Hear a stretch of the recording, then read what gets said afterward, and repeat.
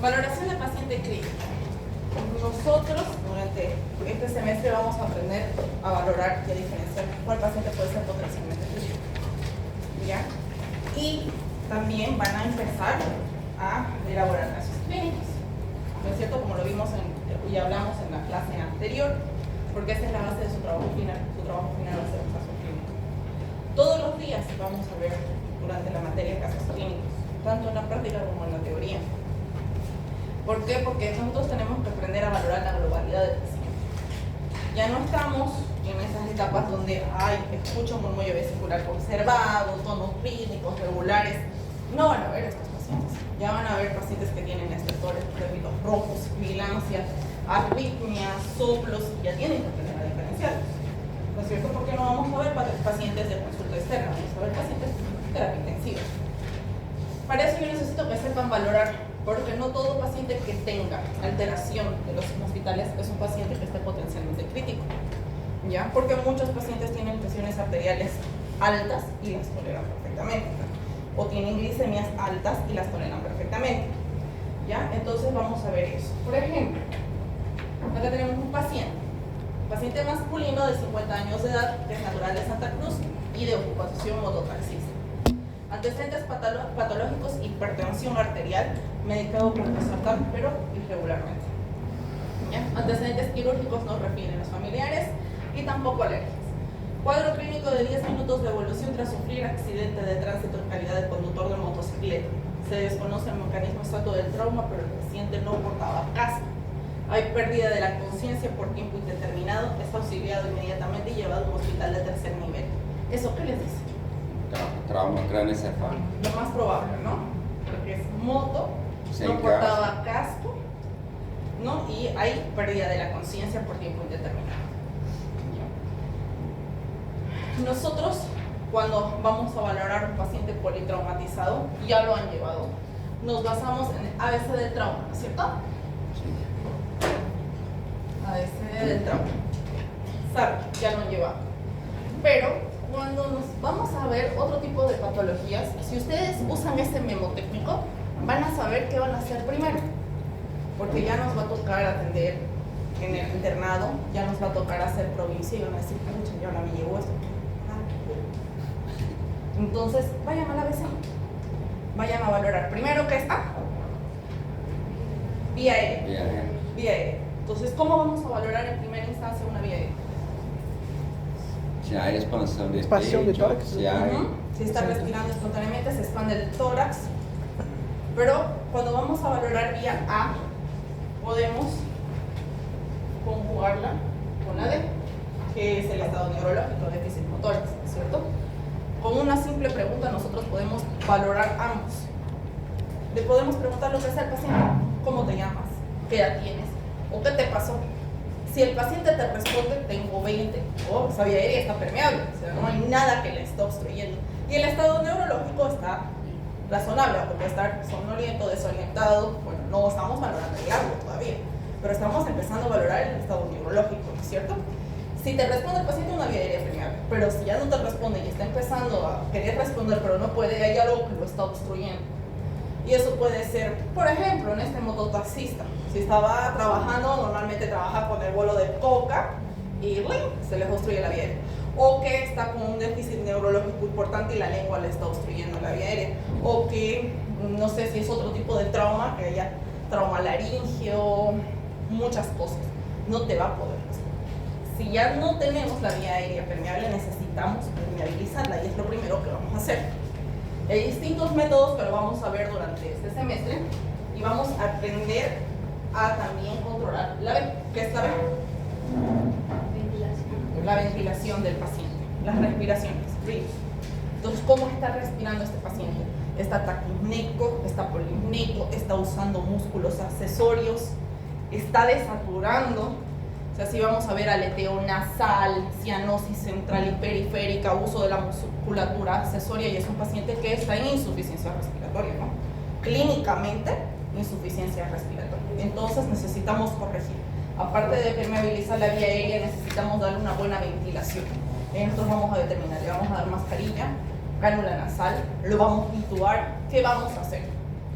Ahí nosotros vamos a ver. Una vez resolvamos esto, vamos a ver la C, que sería circulación. Ahí vamos a ver cómo está hemodinámicamente, cómo está su presión, cómo está su pulso. ¿Ya? Y ahí que vamos a ver, siempre vamos a ir valorando paralelamente, obviamente, los signos vitales: presión arterial, frecuencia cardíaca, frecuencia respiratoria, temperatura, saturación de oxígeno y glicemia. Aunque no es un signo vital, normalmente se valora en etapa inicial, ¿no es cierto? El primer signo vital que se va a alterar en un paciente con TOC es la frecuencia cardíaca, ¿no es cierto? Entonces, si lo vemos que está taquicárdico y aparte con signos de insuficiencia respiratoria, probablemente esté entrando en shock, ¿no es cierto? Signos de hiperfusión tisular. Entonces, lo primero que tenemos que asegurarnos es ya le estamos administrando oxígeno. Igual, si lo vamos a intubar, necesitamos administrarle medicación para la relajación. ¿Qué necesitamos para asegurar la C? Vía periférica. Una vía periférica. Sabemos que en los pacientes politraumatizados es doble vía periférica, ¿no es cierto? Pequeña y de grueso calibre. Obviamente, si no se puede la doble, una vía periférica o una vía central de grueso calibre, dependiendo de la patología que nos vayamos. Y obviamente en déficit neurológico vamos a ver cómo está el Glasgow, si tiene un déficit neurológico, si tiene afasia, ahí, dependiendo. Aquí, ¿cómo está nuestro paciente? Ingresa al hospital con un lazo de 13/15.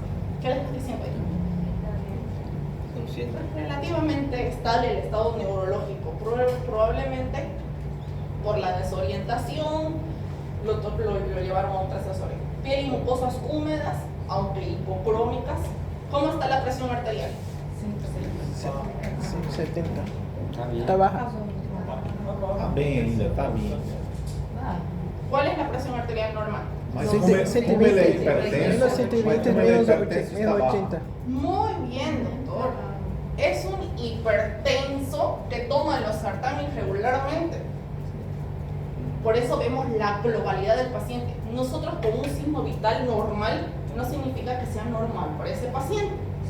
Es un hipertenso que no toma medicación, o sea, esta presión probablemente sea muy baja para él, aunque esté dentro de los parámetros normales. ¿Ya? La frecuencia cardíaca. La taquicardia. Tá taquicardia. Mas também pode ser por causa do acidente, ficou com adrenalina um pouco. Puede ser la Ansioso, taquicardia, puede puede ser ser- dolor, Sí. puede ser muchas cosas. A veces tenemos pacientes taquicárdicos con frecuencia cardíaca 180 y es porque está con fiebre. Mas pode ser hemorragia. Puede ser que ya esté empezando a tener alguna hemorragia y eso hay que ir indagando, ¿no? Frecuencia respiratoria 24, está taquipnea. Temperatura 36, normal. Satura 95. Se coloca oxígeno por cánula nasal. ¿Por qué? Porque ya estamos teniendo un deterioro neurológico y una leve taquipnea, ¿no es cierto? No está desaturando, pero vamos a ver que durante este periodo no siempre una desaturación es indicación de oxígeno. Y una vía periférica con circulación fisiológica. A ver, lo primero que hicieron, respiración, le aseguraron la circulación del paciente, ¿no? Lo primero, la base de cualquier tratamiento es eso, asegurarnos la respiración y la circulación. Estamos hablando de pacientes críticos, ¿no es cierto? Pacientes potencialmente críticos. ¿Qué pasó con este pobre hombre? Es llevado a tomografía del cráneo y al volver a emergencias, en el transcurso del tomógrafo a la emergencia, presenta convulsiones tonicolo-clónicas generalizadas, vómitos explosivos, por lo que se broncoaspira. Entonces, vemos la tomografía del cráneo y ¿qué ven ahí? No les voy a decir que me digan todo porque a veces no sé si... No é hematoma. ¿Cómo vamos a valorar la tomografía? Vamos a valorarlo siempre de afuera hacia adentro. ¿No es cierto? Ya lo saben. Entonces, primero vamos a ver partes blandas. ¿Qué ven en partes blandas? ¿Qué se llama esto? Un cefalohematoma. Entonces, probablemente aquí golpea. Pero también vemos que tiene un cefalohematoma de este lado. Así que no sabemos si fue una contragolpe, pero aparentemente el golpe original va por acá. Vemos óseo. ¿Cómo vemos que está el hueso? Irregular. Con hundimiento, ¿no es cierto? En el otro corte se nota que es una fractura. pero ya aquí ya vemos que probablemente haya, ¿no? Si vemos una reconstrucción ósea, probablemente veamos la fractura. Este tipo de hundimientos, cuando las fracturas son así, ¿no? En estrella, muchas veces. ¿Y qué vemos acá?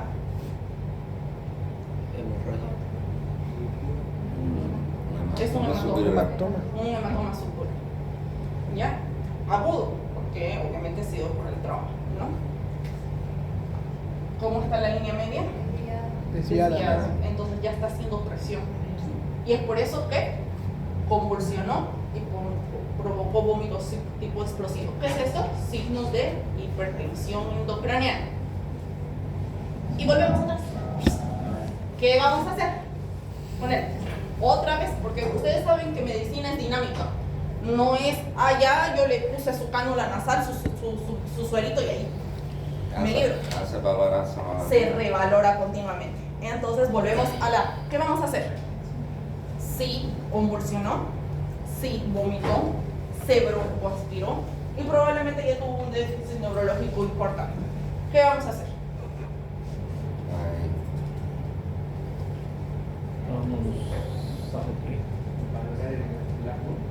Claro, valoramos el Glasgow de 8. ¿Qué hace? Intubación. Muy bien. Intubación orotraqueal. Vamos a asegurar la vía aérea. Lo vamos a conectar a ventilación mecánica, ventilaciones. Y vamos a ver cómo está hemodinámicamente. Si empezó a hipotensar, si va a necesitar transfusiones sanguíneas. Vamos a valorar, es un politraumatizado. Vamos a hacer siempre valoración de cráneo, cervicales, tórax, abdomen y pelvis. Y si vemos alguna deformidad en extremidades, las extremidades, vamos a buscar si no hay otro lugar de donde esté sangrando. Porque si es el traumatismo tan importante que provocó una lesión de cráneo, probablemente puede tener trauma abdominal cerrado, trauma torácico cerrado, trauma en pelvis, y eso incluye. Entonces, se procede a intubación de secuencia rápida. Obviamente, el paciente no tiene tanto deterioro neurológico, o sea, no está en una muerte cerebral, por eso necesitamos hacerle una pseudoanalgesia. Medidas de neuroprotección, que ya vamos a ir hablando durante el tema. Las resoluciones neuroquirúrgicas, lógico. El diagnóstico es un TED grave, un hematoma subdural frontoparieto derecho y una neumonía por broncoaspiración. Y así vamos a ir viendo que nosotros tenemos que ver y siempre pensar que estos pacientes probablemente sean críticos, porque un traumatismo craneoencefálico en un accidente de moto que no portaba casco, ya es un paciente que puede llegar a ser crítico, ¿cierto? Incluso si tiene antecedentes de tener un deterioro del estado neurológico, o sea, pérdida de la conciencia. Entonces, la ventaja que nosotros hemos tenido o que estamos viviendo ahorita es que estamos en pleno siglo XXI. Tenemos herramientas que nos pueden llevar a diagnosticar temprano al paciente, que nos pueden ayudar a prevenir las complicaciones que pueden sufrir esto. Por eso está en nosotros capacitarnos, ¿no? El desarrollo del cuidado del paciente crítico ha avanzado probablemente incluso en estos últimos, ¿no? Sobre todo con la llegada de la pandemia al tercer mundo, nos han empezado a administrar tomógrafos. El hospital japonés tiene resonador. Por fin, después de cuántos años de que llegó el resonador a las clínicas privadas, este año se está inaugurando en el hospital japonés, por milagro del Señor. Entonces vamos a ir avanzando. Cada vez hay mayor intervencionismo en un entorno altamente tecnológico, representa un gran reto para la adaptación tanto del paciente como para el personal de salud. Entonces nosotros nos tenemos que capacitar, tenemos que ir viendo y ir avanzando junto con el desarrollo tecnológico que hay, sobre todo si se van a dedicar al área del paciente crítico, porque siempre hay nuevos ventiladores, nuevos monitores, nuevas formas de hacer los procedimientos. Para conseguir el bienestar del paciente y limitar la aparición de complicaciones, es necesario establecer un cuidado óptimo y enfocado en la resolución de problemas y disminución de las complicaciones. ¿Qué pasó con el pobre señor de 50 años? Ya tiene un TEP grave y tiene una broncoaspiración. Entonces, lo intubamos, ya aseguramos vía aérea, pero la estancia de este paciente va a ser prolongada, porque lo van a operar los nuevos cirujanos, pero ya tiene una neumonía por broncoaspiración, lo que lo va a llevar a estar en el ventilador mecánico mucho tiempo. Entonces, ¿cómo hubiéramos prevenido esa complicación? Sedação. Sedação para evitar. Probablemente, pero si lo sedábamos ya deberíamos ser. Y es cuando vamos a hacer un tema énfasis de las medidas de neuroprotección. Si nosotros sabemos y aprendemos a manejar estas medidas de neuroprotección en los pacientes potencialmente críticos neurológicos, TEC y accidentes cerebrovasculares, probablemente evitemos que nuestros pacientes lleguen a esto. Para las medidas de neuroprotección vamos a hacer un poquito de énfasis en esto, pero vamos a llevar el tema. Obviamente tenemos que evitar que nuestros pacientes tengan un déficit de oxígeno, porque cuando nosotros tenemos en el cerebro lesiones tanto isquémicas como hemorrágicas, tenemos un área que lo protege, que es esta que se vería más fácilmente, es un área negrita, se llama área de penumbra. ¿Ya? Si el paciente tiene disminución del oxígeno, sobre todo al cerebro, esta área de penumbra va a disminuir su grosor y el hematoma va a crecer o se va a isquemiar. ¿Ya? Y esa es área del cerebro que no se va a recuperar para nada. Si el área de penumbra se mantiene con lo suficiente oxígeno, esta área va a permanecer viable. ¿Me entienden? Estas son las medidas de neuroprotección. ¿Cómo yo voy a hacer? Obviamente voy a administrarles oxígeno, ya sea por cánula nasal oxígeno o por la intubación orotraqueal. Siempre necesito que mi paciente tenga una saturación arriba de 90%. Estos pacientes no pueden convulsionar. ¿Qué le pasó a este pobre? Así que si vemos que tiene lesiones neurológicas o algún tipo de déficit, se le tiene que administrar anticonvulsivantes. No pueden vomitar porque obviamente van a provocar broncoaspiración, y el mismo hecho de que estén vomitando, esas maniobras de Valsalva disminuye la oxigenación al cerebro. No pueden hacer fiebre, no pueden hacer hipoglicemia. Sabemos que casi todo el cerebro se maneja con azúcar. Entonces, si hay hipoglicemia, esa área del cerebro que está queriendo resurgir va a terminar isquemiando. Entonces, si evitamos que el paciente haga esto, este cerebro va a empezar a perfundir, ¿no es cierto? Y las complicaciones y las secuelas van a ser mínimas. Acá hay otro paciente. Este también tiene 55 años, parecido, antecedentes de hipertensión y diabetes mellitus tipo 2. Un cuadro clínico de 4 días. Tos, expectoración, dolor en emitoras derecho, fiebre, disnea progresiva, en las últimas 8 horas evidencia de desorientación, trabajo respiratorio incrementado y aforético. ¿Qué piensan que puede tener? Neumonía. Lo más probable es que sea una neumonía, ¿no? Independientemente si es viral o bacteriana, lo más probable es que tenga una neumonía. Hasta ahí, ¿qué diagnósticos tiene este paciente? Hipótesis diagnóstica, si ustedes lo están viendo en el texto. Neumonía, diagnóstico tipo 1. Insuficiencia respiratoria, doctora. Insuficiencia respiratoria. Después, alguna cosa neurológica también para desorientación. Hipertensión arterial y diabetes mellitus tipo 2. ¿No es cierto? Este deterioro neurológico ahorita lo vamos a ver. Está deshidratado, desorientado, agitado, con una presión de 90-50, que ya vemos que está baja. hipotenso, ¿no? Frecuencia cardíaca de 132, taquicardia. Frecuencia respiratoria de 38. ¿Cómo está? Temperatura de 38.4. Satura 89%, se está desaturando, y su glicemia es de 430. Entonces ya tiene una diabetes descompensada. Probablemente tanto la glicemia o el estado del medio interno sea secundario a la infección que está teniendo, ¿no es cierto? Entonces aquí, ¿qué es lo primero que van a hacer? La progresión de la vía aérea. Muy bien, asegurarnos la vía aérea. Si está desorientado, agitado, está con tendencia a desaturar, nosotros tenemos que ya empezarnos a plantear, ¿intubamos o no intubamos? Obviamente tenemos criterios para intubar, ¿no es cierto? Pero ya nos tenemos que empezar a plantear. Lo primero que vamos a hacer es vamos a administrarle oxígeno, ¿ya? ¿Con qué voy a administrar el oxígeno? Eso también vamos a aprender a hacer dentro de estas primeras clases, probablemente esta semana en la práctica. Si está taquimínico, probablemente está eliminando demasiado CO2, así que necesito mascarilla. Y la mascarilla que sea con reservorio. ¿Ya? Si no está muy taquimínico, igual de saturado, se hace mascarilla sin reservorio. Pero ¿qué pasa cuando el reservorio, que cuando el paciente elimina demasiado CO2, ese reservorio lo va a acumular y cuando el paciente vuelva a inspirar, va a volver a inspirar su CO2.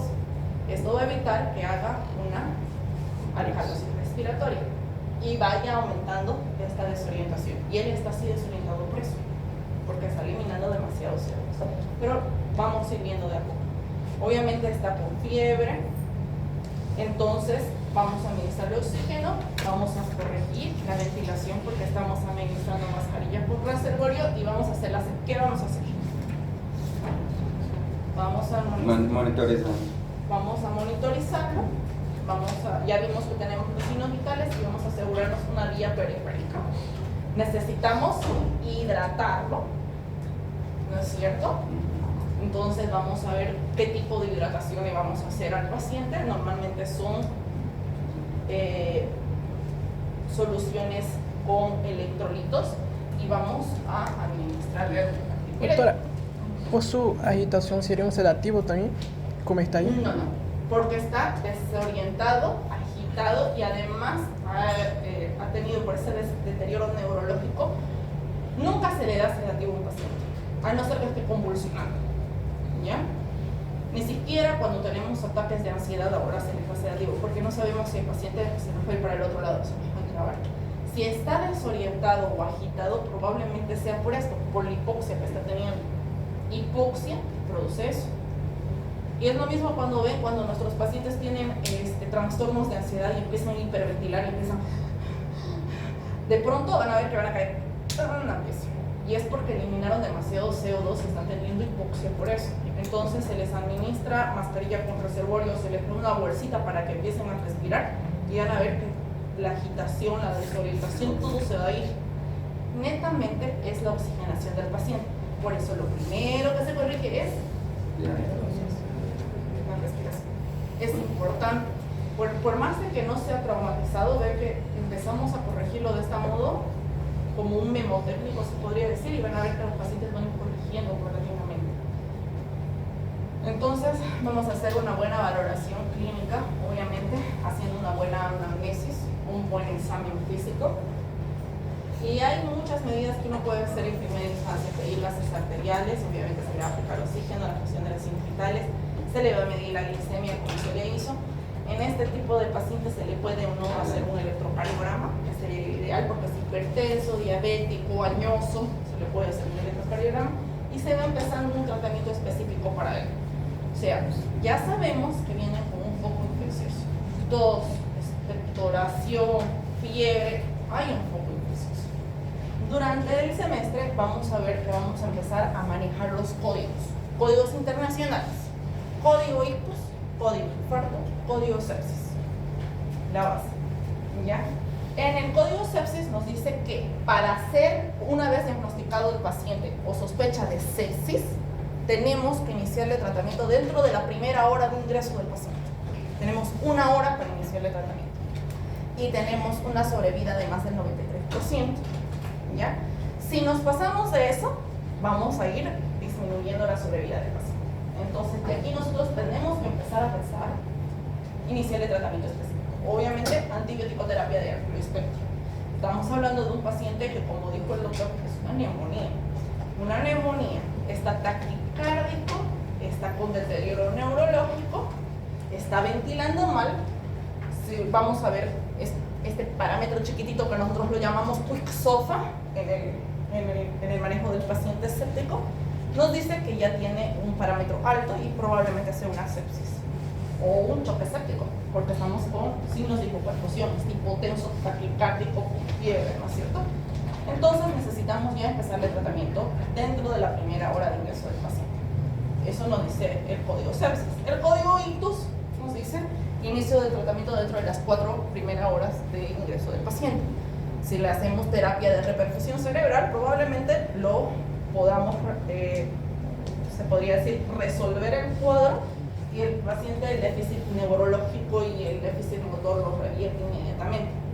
Y el código ictus, el código infarto también dentro de las primeras 4 horas de terapia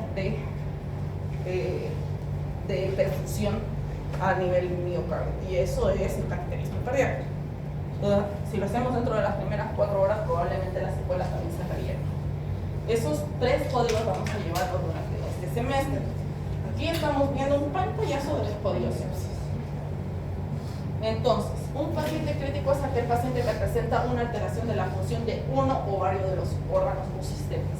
Situación que puede comprometer su sobrevida, en algún momento su evolución, por lo que la muerte es una alternativa posible. ¿Ya? Entonces nos tenemos que aprender a diferenciar estos pacientes. Obviamente los pacientes con estado crítico más frecuentes son los sépticos, las patologías cardiovasculares, las respiratorias y trauma, de las cuales nosotros vamos a ver las 3 primeras. Trauma no vemos porque tienen material que lleva trauma. ¿Ya? Entonces sí, patologías respiratorias, sepsis y cardiovasculares nosotros las vamos a llevar. Como les decía, código sepsis, código infarto, y en las patologías respiratorias vamos a llevar insuficiencia respiratoria.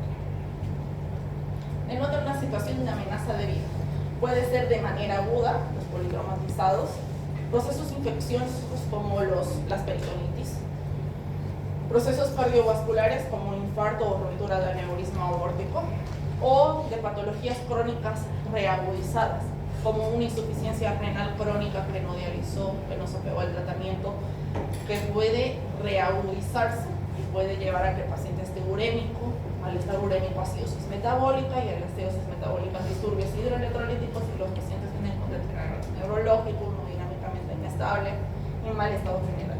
Los diabetes mellitus, las diabetes mellitus que no se pegan al tratamiento, a la dieta, nos hacen cetoacidosis diabética, y eso que va a estar a críticos, ¿no es cierto? O los EPOC que se sobreinfectan y llegan a ser insuficiencia respiratoria y neumonías paralelas, ¿no?, al proceso obstructivo crónico que ellos ya tienen de base. Entonces podemos tener 2. Ahí nosotros tenemos que aprender a diferenciar. Los agudos, fácil, la resolución es prácticamente al momento. Los crónicos tenemos que aprender a ver si tengo una diabetes que está con glicemia de 450, pero está aquí como nosotros, sentado, caminando, sin deterioro neurológico, sin dificultad respiratoria, por más de que su glicemia esté alta, es relativamente tolerable para ellos. Los EPOC normalmente saturan 80-82%. No cuando nosotros le midamos los signos vitales y nos vemos con esa saturación vamos a decir, no, tengo insuficiencia respiratoria, vaya al tercer nivel a que le intube. No. Y aún haciendo neumonías, muy pocas veces son indicación para intubación orotraqueal porque ya están con secuelas, fibrosis pulmonar, entonces ellos tienden a manejar esas saturaciones bajas. Y los renales crónicos sí empiezan a hacer su terapia de reemplazo renal. O sea, si los empezamos a dializar porque no estuvieron dializando, probablemente vayan a revertir. ¿Ya? Entonces hay que aprender a manejar y ver cuál es el paciente que de verdad es potencialmente crítico. Es importante establecer los problemas de diagnóstico a resolver, monitorizar la función de los órganos y establecer las medidas que aseguren la función de los órganos. ¿Cómo vamos a establecer los problemas de diagnóstico a resolver? Obviamente vamos a vernos en la situación de que probablemente estemos con un paciente con múltiples diagnósticos como el paciente de 55 años y que tengamos que resolver la patología que sea su riesgo de vida inmediato. En este caso sería de este paciente hipertenso, con neumonía, diabético, ¿cuál sería el que sería riesgo de vida inmediato?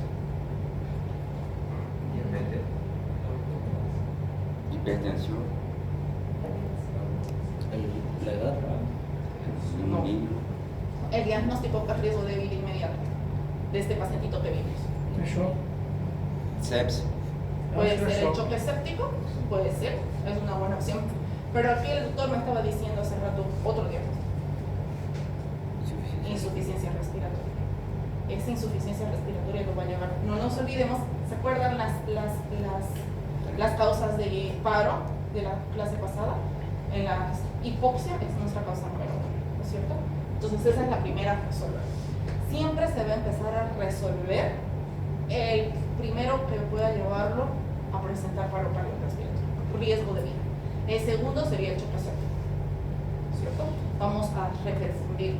El tercero sería la neumonía. Hay que darle antibióticos porque si no curamos la causa base, obviamente.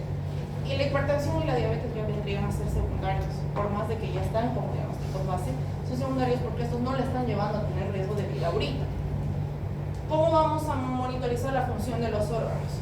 Obviamente vamos a ver hemodinámicamente cómo es el paciente, presión alta, baja, si está desaturando, si no está desaturando, si está taquicárdico, está bradicárdico, si está taquinéico o está bradinéico, la función de los órganos base, porque ya puedo estar dándome cuenta que está teniendo alguna falla cardíaca, insuficiencia respiratoria, pero también tengo mis medidas de gabinete y en esas serían los laboratorios. Obviamente yo voy a empezar a pedir hemograma para ver cómo está el hemoglobina hematocrito, la leucocitosis, si tenemos desvío a la derecha, desvío a la izquierda.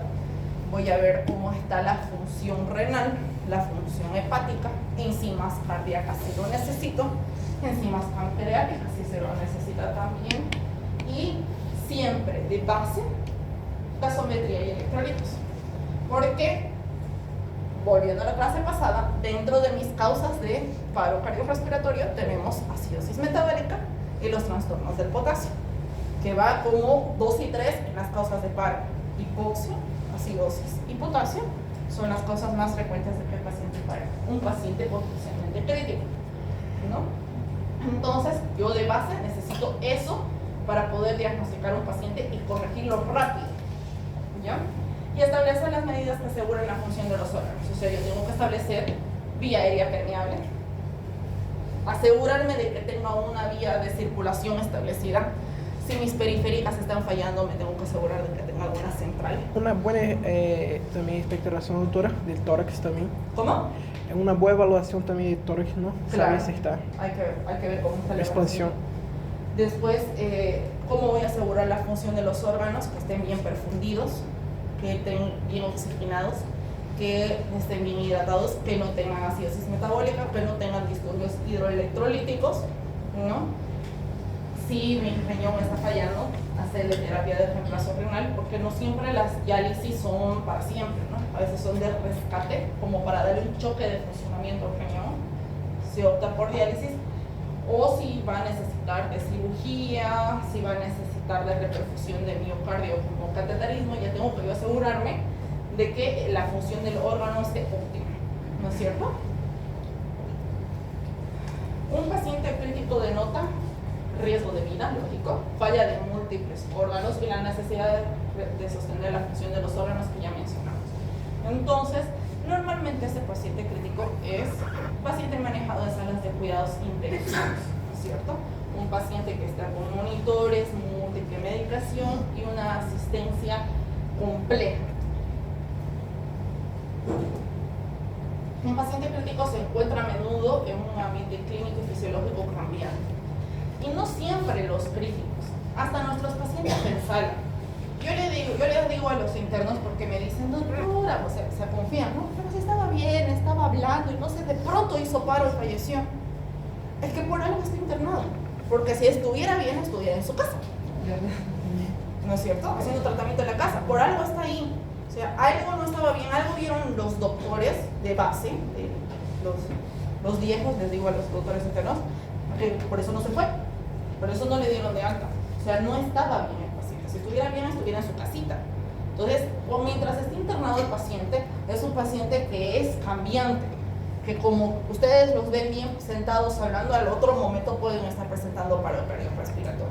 Por eso, ustedes saben o tienen un poquito más de manejo de este tipo de pacientes y saben identificarlos. Por ejemplo, yo tengo una doctorita que ya está siendo internado, que está haciendo en el San Juan, y viene, doctora, mire ese potasio, y es solita. Y sus residentes están en la luna, y la otra ya está queriendo corregir el potasio. Y yo, pero tranquila, yo sé que tú lo sabes corregir el potasio, pero todavía no puedes solita. Tienes que decirle a tu residente. Pero doctora, yo sí, yo sé que tú sabes. Y así vienen, o sea, vienen, y eso me gusta de ustedes, que van a aprender a manejar ese tipo de paciente y van a querer adelantarse, incluso ir más allá. Saben diferenciar cuando son potencialmente críticos. ¿ya? Y muchas veces ustedes lo aplican y eso está bueno, pero se dan cuenta, muchos doctores afuera no se dan cuenta de que el paciente es cambiante, fisiológicamente cambiante. En especial, si ingresaron con patologías de gravedad, como dijimos, sepsis, pacientes con lesiones de miocardio o pacientes que entraron en insuficiencia respiratoria y estuvieron bajo ventilación mecánica. Entonces son pacientes que incluso en sala pueden estar cambiando constantemente y volverse críticos nuevamente. ¿Ya? La selección e interpretación de los parámetros a monitorizar son de utilidad solamente cuando van asociados a un razonamiento clínico. O sea, no significa que el paciente que está conectado a las máquinas, por más de que esté conectado, vaya a salir. O sea, depende de nosotros que el paciente salga, no de las máquinas, de cómo nosotros vayamos a hacer la terapéutica. Basado en elementos de historia clínica, examen físico y otros auxiliares en diagnósticos que podemos ayudarle al paciente. Es fundamental comprender que los monitores no son terapéuticos, como les digo, y que jamás se debe separar al clínico del lado del paciente. O sea, está de ustedes tratar al paciente. No porque esté en terapia intensiva, monitorizado, conectado al ventilador mecánico, el paciente va a salir. Eso no es tratamiento. Eso son unas medidas de salvataje. El tratamiento va a estar en qué ustedes van a hacer, en resolver la causa por la cual esté ahí. O sea, en este caso de este paciente, la neumonía. ¿No es cierto? Si corregimos esa neumonía, probablemente lo saquemos del choque, probablemente lo saquemos del ventilador mecánico, probablemente las glicemias vayan regularizándose. Entonces está de nosotros hacer ese tratamiento. Muchas veces me lleva también haciéndole un poquito de recordatorio de los casos anteriores porque su examen práctico es caso clínico. Entonces me dicen, ya le corregí el potasio, ya lo intubé, ya todo, doctora, ¿qué más quería? Pero ¿y la causa? O sea, ¿por qué no trataste la neumonía? Porque pela neumonia e como está entubado, pode legar uma sepsis por bactéria também. Todavía se sobreinfectan por gérmenes intrahospitalarios, ¿no es Pela cierto? intubação, a Por maioria la das vezes. intubación. Entonces me dicen, pero doctora, yo corregí todo, la acidosis metabólica, el potasio, lo intubé, lo hice esto, lo hice... Sí, pero ¿y la causa base? Si no corregimos la causa base, el paciente se va a seguir descompensando. Por ejemplo, en este caso, neumonía, pero si se hubiera infartado, hay que ver que reperfunda. Si es un accidente cerebrovascular, hay que ver que reperfunda. Hay que tratar la causa base. Si es una peritonitis, por más de que nosotros lo tengamos intubado, le estemos administrando líquidos, lo transfundamos, le hagamos plasma, si no lo entran a operar, no va a mejorar, ¿no es cierto? Entonces, siempre hay que resolver la causa base también. De nosotros resolver la causa base, no porque estemos en terapia intensiva, estemos monitorizados, intubados, con todos los vasoactivos, por ejemplo, pongamos las drogas activas, tanto que ya la presión llegó a 120, 70, el paciente se esté curando. O sea, solo estamos borrando, se podría decir, un poquito la causa de base, pero nosotros tenemos que tratar el por qué el paciente llegó ahí. Doutor, uma pergunta. Antibiótico, se começa com antibiótico aí, a reação é quanto tempo? La reacción, Sim. dependiendo de la hemodinamia del paciente, normalmente es 24 horas. No mínimo. Entonces necesitamos atención rápida, oportuna y eficaz. Obviamente prevenir la muerte para las causas susceptibles al tratamiento con recuperación del paciente crítico, identificando entre los 10 y 60 minutos la curación de los primeros síntomas. Sabemos que muchos pacientes necesitamos diagnosticarlos y tratarlos un poquito más rápido que otros para evitar las secuelas de estos pacientes, que vamos a ir viendo durante las prácticas y durante la teoría qué tipo de pacientes necesitamos tratarlos así rápido. Al enfrentarse con un paciente crítico y su manejo de los problemas médicos, es necesario tratarse previamente los objetivos a alcanzar. Por ejemplo, en este señor de 55 años, ¿cuáles serían su objetivo a alcanzar? Lo primero, ¿qué dijimos? Cuando vamos a plantearnos el objetivo, siempre va a ser tratar la causa por la cual vaya a presentar paro cardiorrespiratorio. Y dijimos que era la insuficiencia respiratoria. Un paciente con hipoxia, muy probablemente que vaya a presentar paro cardiorrespiratorio. ¿Ya? Entonces, lo primero que voy a plantearme es resuelvo la vía aérea, la respiración, resuelvo la circulación, ayudo en el deterioro neurológico y empiezo a tratar la causa base. Si ustedes se van planteando así paso por paso, probablemente el paciente vaya a tener una evolución favorable. No voy a hacer a lo loco de decirle, ya, lo resolví la vía aérea y ya, chao, me voy y lo intubé y yo me fui. ¿no? Entonces tenemos que plantearnos en qué queremos llegar. Si es un paciente con un choque séptico, necesito empezar a tratar y implementar el código sepsis, ¿no es cierto? Si tengo un infarto, yo no voy a decir, ya está infartado, le doy su aspirina, su clopidogrel, le doy su analgésico, chau, me voy. O sea, no es así, necesitamos perfundir ese corazón. ¿Cómo lo vamos a perfundir? Con el cardíaco. Si es un paciente que tiene pancreatitis, un poquito más complejo, o sea, ir más allá, ¿no? Entonces siempre vamos a empezar a plantearnos objetivos que queremos alcanzar con ese paciente. Normalmente, si es que no tenemos un diagnóstico certero, la base va a llegar a un diagnóstico y empezar a tratar la causa base. ¿Cómo identificar una vida con amenaza? Obviamente tenemos los componentes necesarios para identificar rápidamente. Tenemos el motivo de consulta, haciendo una breve historia, para centrarnos en la queja principal. En este, por ejemplo, vimos que ya nos decía que venía con tos, expectoración, alzas térmicas y empezó a tener deterioro del estado neurológico. Entonces ya nos va dando una pauta de que está en problemas respiratorios, ¿no es cierto? Entonces ya me voy a ir enfocando ahí, incluso para empezar a hacer el tratamiento definitivo, por si quiero escoger un antibiótico, por si yo quiero enfocar.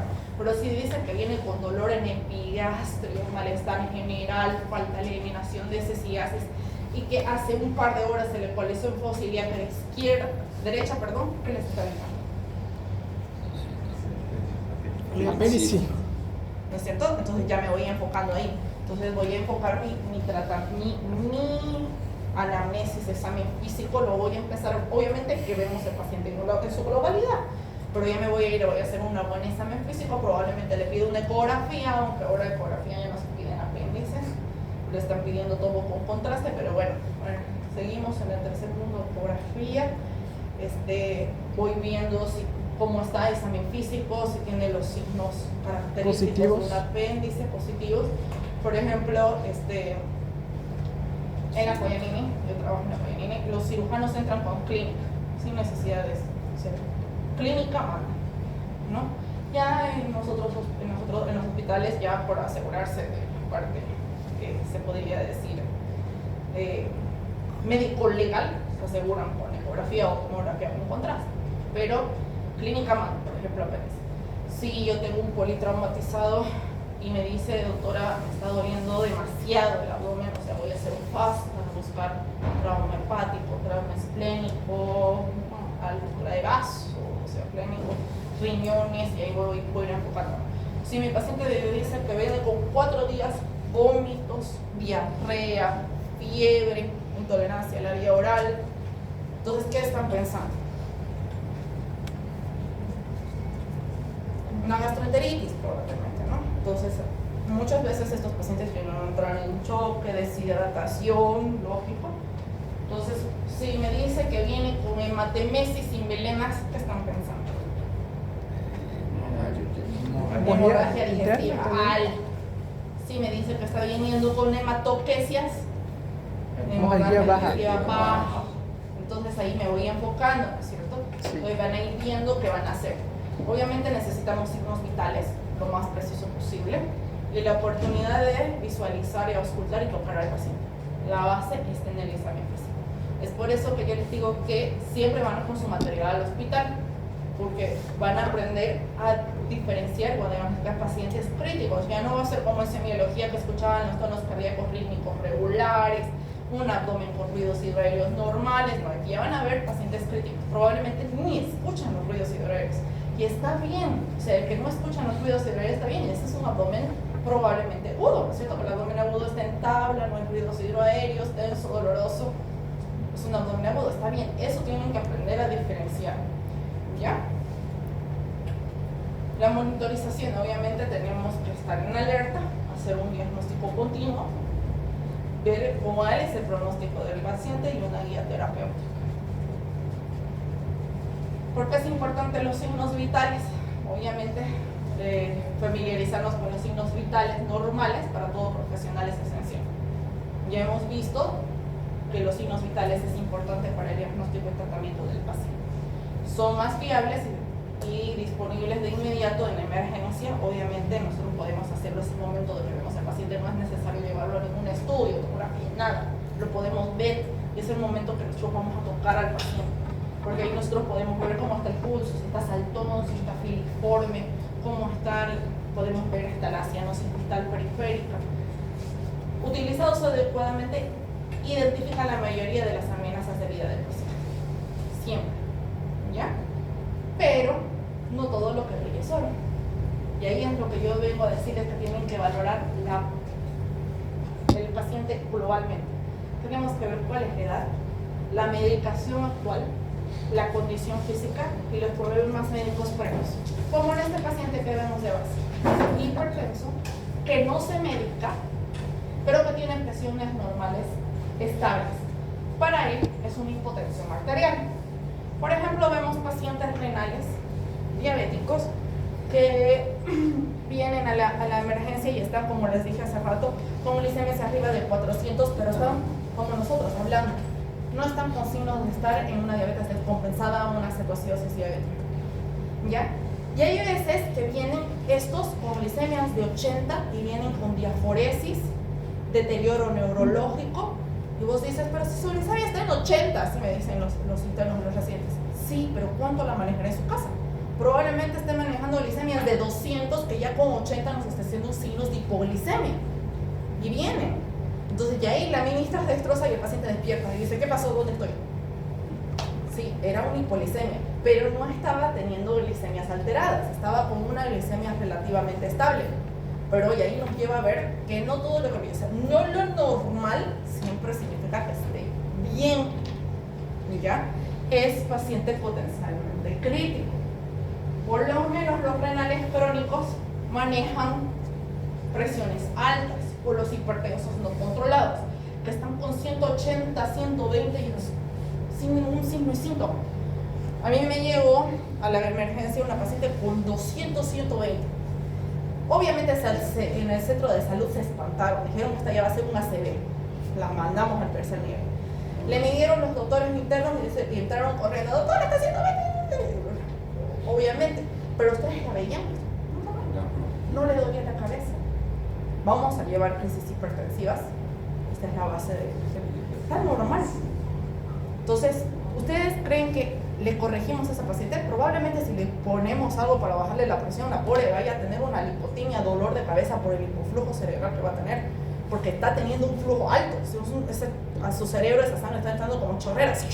Y puede tener paro también. Entonces le bajas la presión y se va a ir de lado la pobre señora. Entonces está normal. No significa que esté bien, esa presión hay que corregirla, pero lenta, en base de días, semanas, meses incluso. Porque si le corregimos rápido, seguro la terminamos. Muchas veces hacen isquemia por nada más. Entonces, doutora, no, mas isso se não é uma emergência hipertensiva, não é isso? es una urgencia. Urgência hipertensiva, né? No una emergencia, una urgencia. Vamos a aprender eso. Entonces, por ejemplo, aquí podemos tener un Falou que não vai chegar lá. Un hombre de 20 años de edad, quien afirma que sufre asma, escucha, sibilancias durante horas, llega a la urgencia con una frecuencia de respiraciones de 14 por minuto. ¿Cómo está? Normal, porque la frecuencia respiratoria es de 12 a 18, 16, 20. ¿Cuánto está? 14. Entonces usted dice, no está respirando normal, pero tiene asma, sibilancias durante horas. ¿Cómo normalmente ven un paciente asmático? ¿Cómo respira un paciente asmático? ¿No es cierto? Y si está con sibilancias, empieza a... No, así normalmente respiran asmático. O sea, si te piensas encontrar un asmático, no con 14 respiraciones por minuto. Probablemente, si estuviera en el San Juan de Dios, ya el presidente le hubiera dicho, fuera, estás respirando bien. Pero no, está con 14 respiraciones. Un asmático que tiene disneas, sibilancias, debe tener una frecuencia respiratoria entre 20 y 30 respiraciones por minuto. Por lo tanto, una frecuencia respiratoria normal de 14, en contexto, indica que el paciente está fatigado y se encuentra en insuficiencia respiratoria. O sea, ya se cansó de respirar 30 por minuto y está entrando en insuficiencia respiratoria severa. O sea, ya está teniendo un deterioro de la musculatura accesoria, por tanto nos puede presentar un paro respiratorio, porque se cansó el pobre chico de estar horas respirando. Ya está. Entonces ya es una insuficiencia respiratoria. Muchas veces en insuficiencia respiratoria esto asusta más que la taquipnea. Un paciente que está con bradipnea y es un paciente cansado, esos pacientes se obituban sí o sí. Obviamente una crisis asmática vamos a empezar a administrarle oxígeno, vamos a darle sus broncodilatadores y vamos a ir viendo progresivamente. Si aún así no tenemos respuesta, vamos a darle su adrenalina, que es nuestro medicamento de última opción, y intubar, lamentablemente, ¿no es cierto? Entonces, este es un ejemplo clásico de que lo normal no siempre es normal, muchas veces es anormal. Ver el paciente en su globalidad, en la totalidad, no los signos vitales alterados o los signos vitales normales sean lo adecuado. Es por eso que tenemos que saber medirlos, preguntarle al paciente si están normales, si te viene como algún, por ejemplo, un paciente con una presión, viene con presiones normales, pero ves que está desorientado, somnoliento y te das cuenta de que tiene 5 medicamentos para la presión, pero no los toma, o sea, debería estar hipertenso y ven con frecuencias cardíacas o presiones normales, probablemente hay algo que esté ahí siendo alguna falla. Entonces te está haciendo un choque cardiogénico por el hecho de que esa bomba ya no está funcionando, porque eso mismo el paciente no toma medicación regular, ya te lleva a decir que el paciente es un paciente crítico, ¿no es cierto? Otro caso es, un caso. Este llegó el sábado y es un caso que está alterando la comodidad médica ahorita. En el colegio médico, un doctor atropelló a otro doctor. Entonces, lo han visto seguro en las noticias. Estaban consumiendo bebidas alcohólicas, se alteraron y le pasó encima a 5 doctores. Se entró a la cancha de fútbol con su auto y pasó encima a 5 doctores. Entonces este doctor, que es el más afectado, llegó al San Juan de Dios el sábado por la noche y lo monitorizan, joven, 26, 28 años. Entonces empiezan a monitorizarlo y dicen, los signos vitales están normales. Y tenía una frecuencia cardíaca de 60. Y el médico de la emergencia de base dice una frecuencia cardíaca de 60, pero está dentro de los parámetros, joven. Otro médico de ahí, residente, y le dice, pero con semejante trauma debería venirnos como el paciente primero, ¿no ve? Con una taquicardia, con dolor porque el paciente estaba consciente orientado.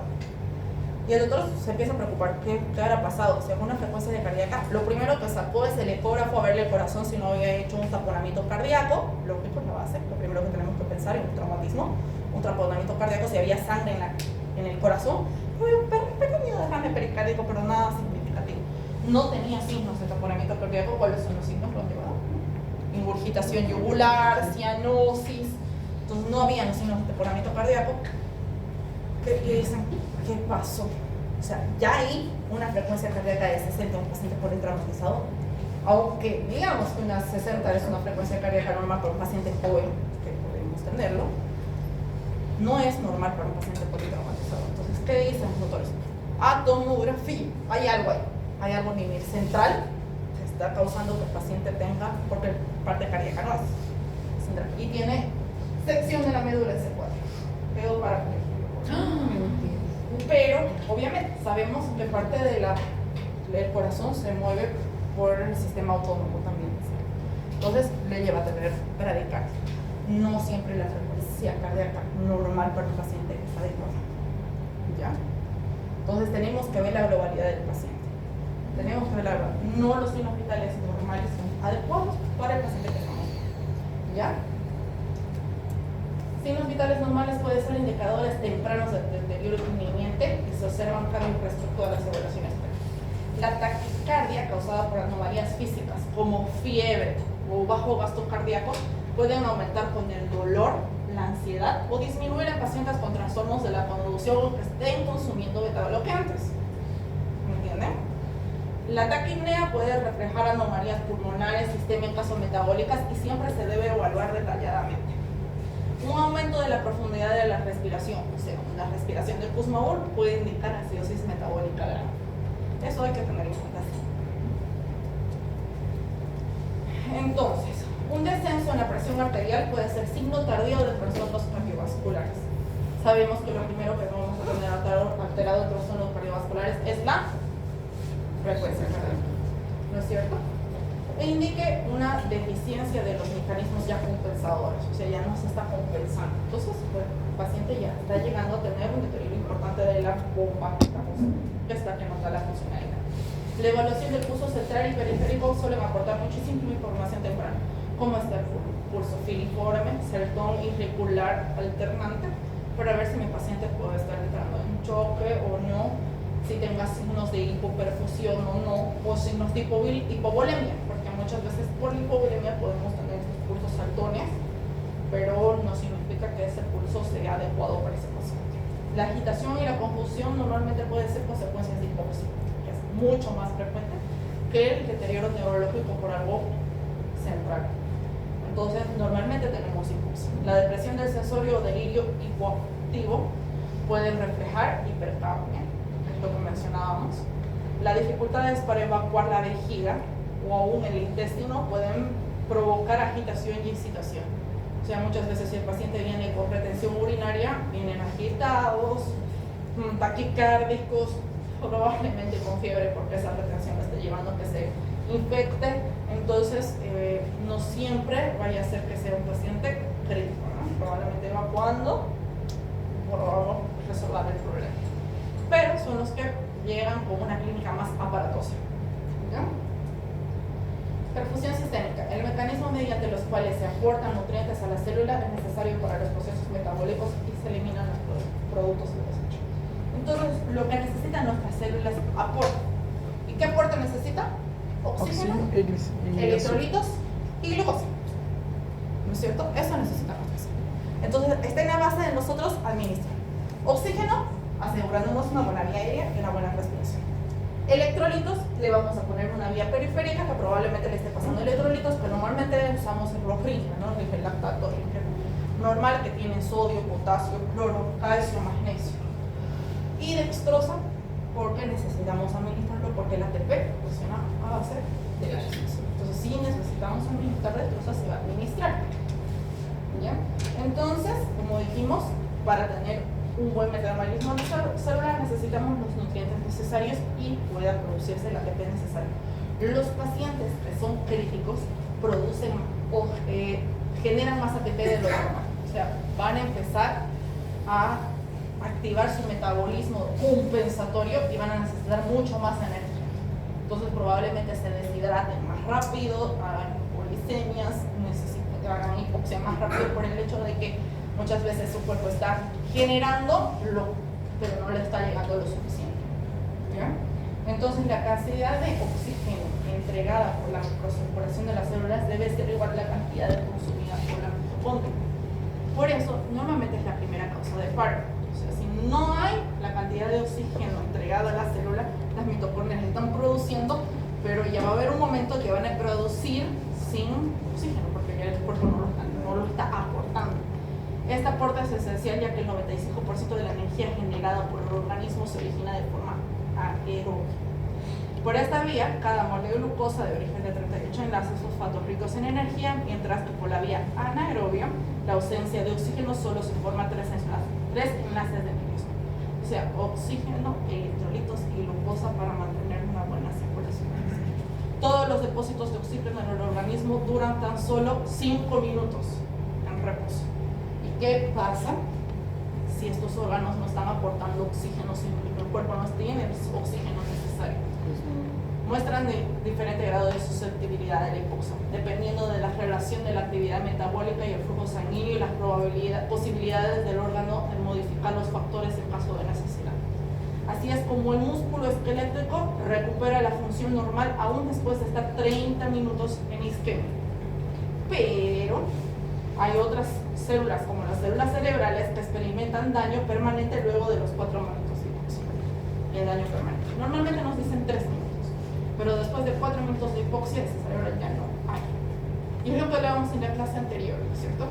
Ahí vamos a ver incluso cuando estamos haciendo reanimación ya mucho tiempo, o sea, mucho tiempo en hipoxia, el paciente ya no hay, ya probablemente tenga secuelas cerebrales.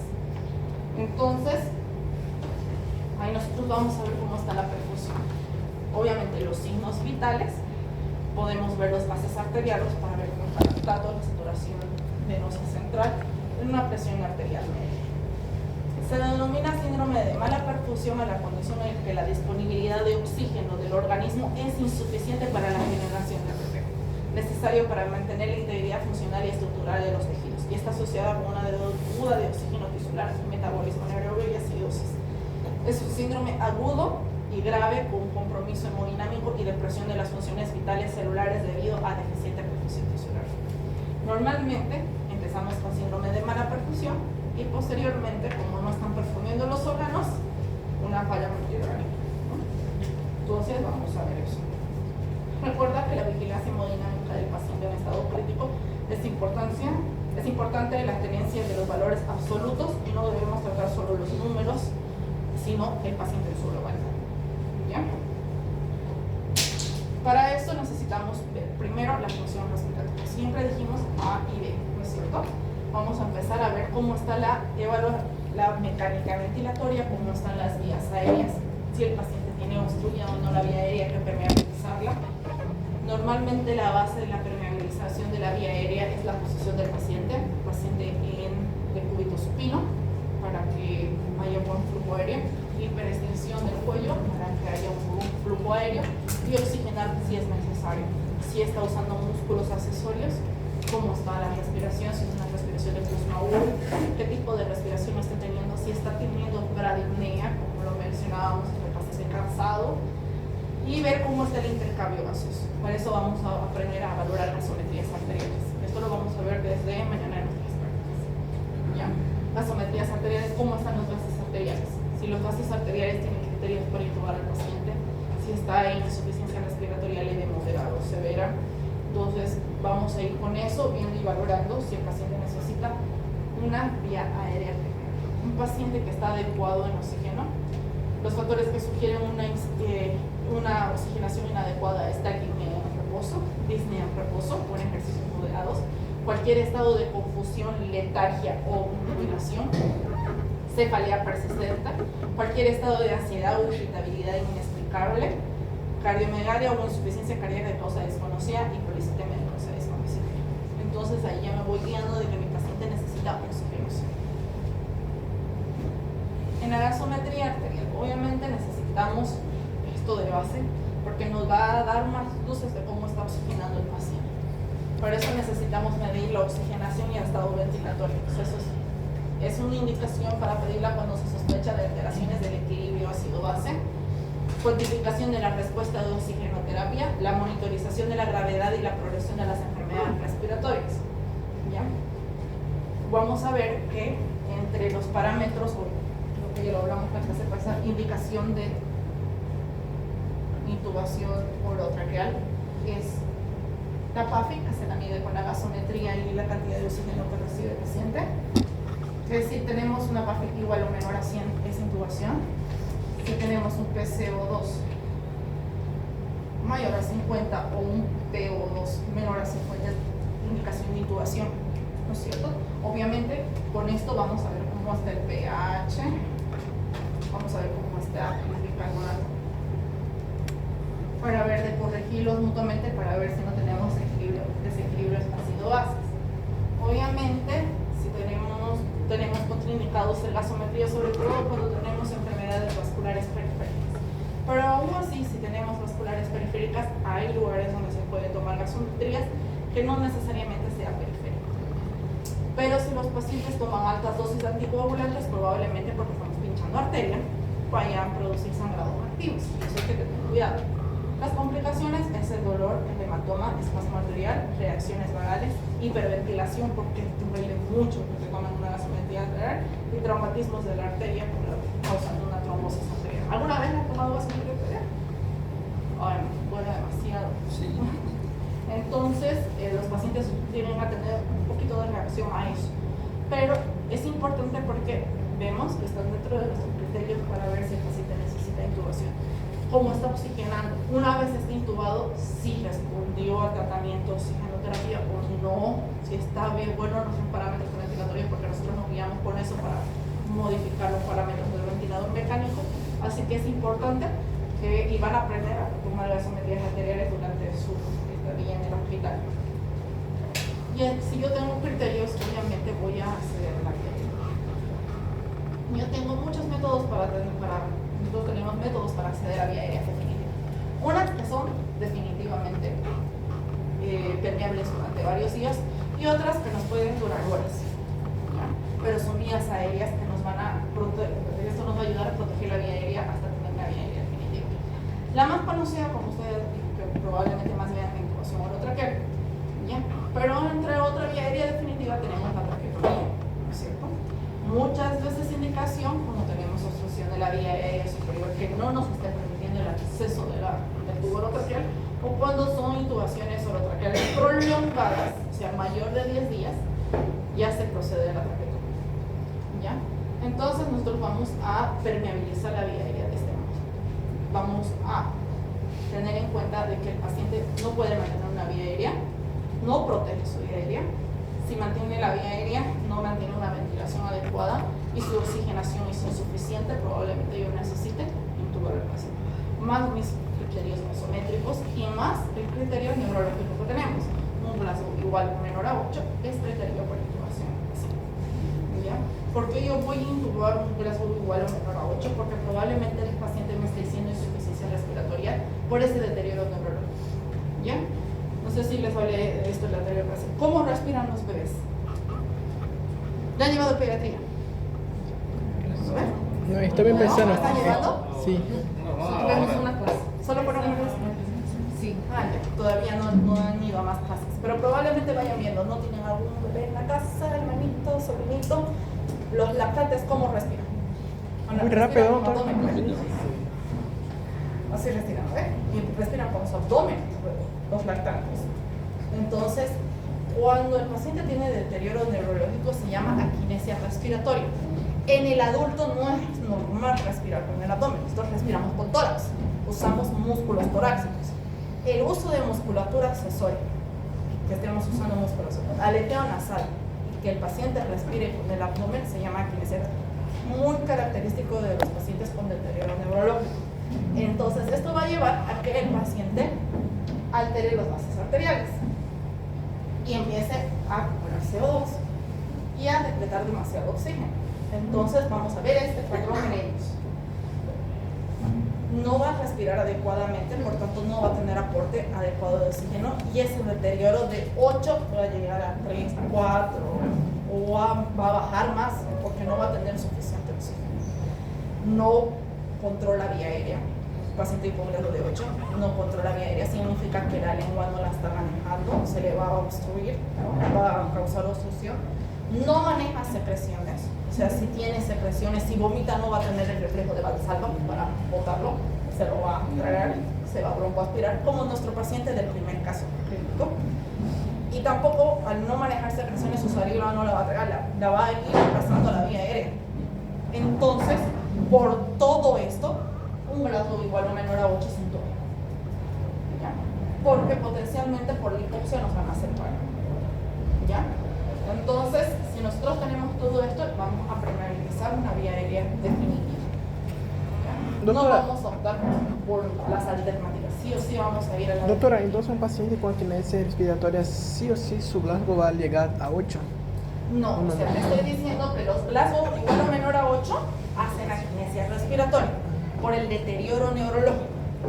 Estos, ¿cuáles son? Los tics graves, accidentes cerebrovasculares isquémicos o hemorrágicos que deterioren a un Glasgow igual o menor a 8, van a empezar a ventilar así.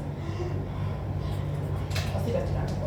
Entonces, de pronto, esto va a llevar a que hagan hipoxia, hipercapnia y deterioro más del estado neurológico, hacen insuficiencia respiratoria severa, no manejan la vía aérea, no manejan secreciones y probablemente se broncoaspiren o hagan hipoxia y paren rápido. Y esa es la causa por la que paran un accidente cerebrovascular o un TEC, ¿no? Que tiene un deterioro neurológico importante. Entonces, sí o sí, se intuba. No voy a esperar yo una gasometría arterial, no voy a esperar a que mi paciente esté desaturando debajo de 90, que es otro criterio para intubar. Ellos sí o sí se intuban por el deterioro neurológico. ¿Ya? Ahora, si no tiene deterioro neurológico, yo me voy para este lado. respiratorias severas. ¿Ya? Obviamente, la base para la intubación orotraqueal, yo necesito que mi paciente esté en buena posición y que la persona que sea operadora, que vaya a hacer el procedimiento, tenga experiencia. Porque nosotros, si mi paciente no tiene deterioro neurológico, porque con deterioro neurológico no te pelean, si está con insuficiencia respiratoria, yo voy a llevar a que mi paciente haga un paro respiratorio, porque le voy a administrar sedantes, relajantes musculares y analgésicos. Y esto lleva a que el paciente no ventile solito. O sea, nosotros tenemos que ventilar por él. Si pasamos de los 3 minutos, ¿qué sucede con el cerebro? Se muere, ¿cierto? Entonces ya lo intubamos, pero matamos su cerebro. Así que hay que ver que el procedimiento no dure más de 3 minutos. O sea, todo el proceso tiene que durar más de 3 minutos. Una vez relajado el paciente. Obviamente nosotros tenemos que premedicarlo, oxigenarlo y hacer muchas de estas cosas que vamos a llevar en insuficiencia respiratoria, pero en la base está esto. Y el monitoreo neurológico. Obviamente estamos hablando de que neurológicamente tenemos que ver que el paciente tenga un buen estado neurológico, ver cómo está la función motora, ojos, pupilas, patrón respiratorio y las constantes vitales, ¿no es cierto? Obviamente dijimos que el patrón respiratorio se altera, vamos a ver cómo está el estado neurológico, si está consciente, respuesto, obviamente un paciente que está más estable, pero aún así podemos tener pacientes con pupilas anisocóricas. Ya el paciente con pupilas anisocóricas ya hay algo ahí que está alterando, un hematoma o isquemia que le está causando. Entonces necesitamos que el paciente tenga un buen estado neurológico y si no, protegerle su vida.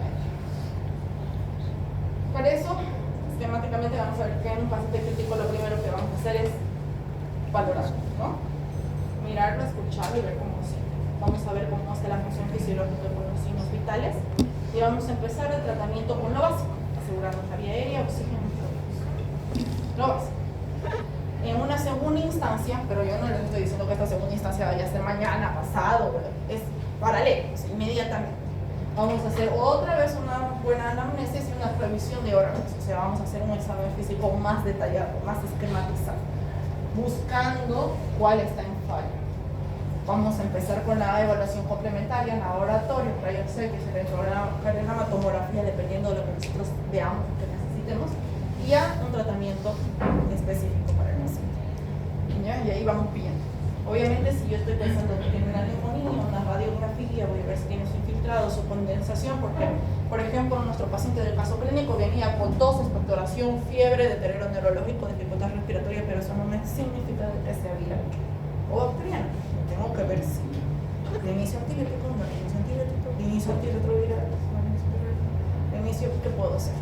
Porque tengo que ver también qué tipo de neumonía es, por micosis, estéril. Porque eso ya voy viendo, ¿no? Con mi analítica complementaria para determinar yo un tratamiento específico del paciente. ¿Ya? Y lo último,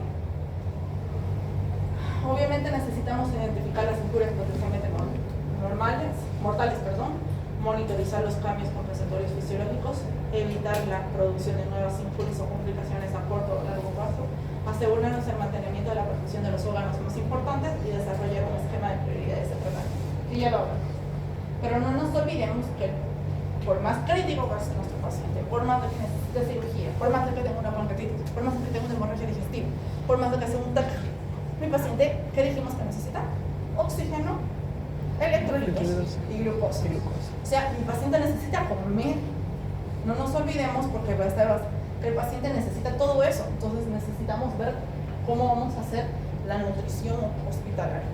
Si mi paciente va a quedar mucho tiempo en EPO por alguna patología quirúrgica, una destroza paralela. Si mi paciente va a estar en terapia intensiva mucho tiempo, nutrición parenteral.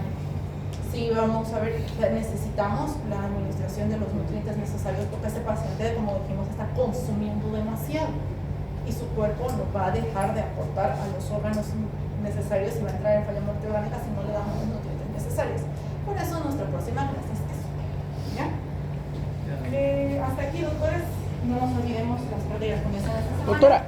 Doctora, ahí habla que el 35% de los pacientes que ya llega desnutrido. Muchas veces. Ya llegan. Y hay que ver eso. Por ejemplo, los TVs, los VIH, ya llegan. Si ya están con algo más, obviamente ya vamos a ir más allá. Vamos a dar los aportes más. Que son parenterales, son nacionales. Si es un paciente que está normolíneo, de sus aparatos, o probablemente con las vías terapéuticas suficientes. Por eso que la vamos a ver. No, está bien. Está bien.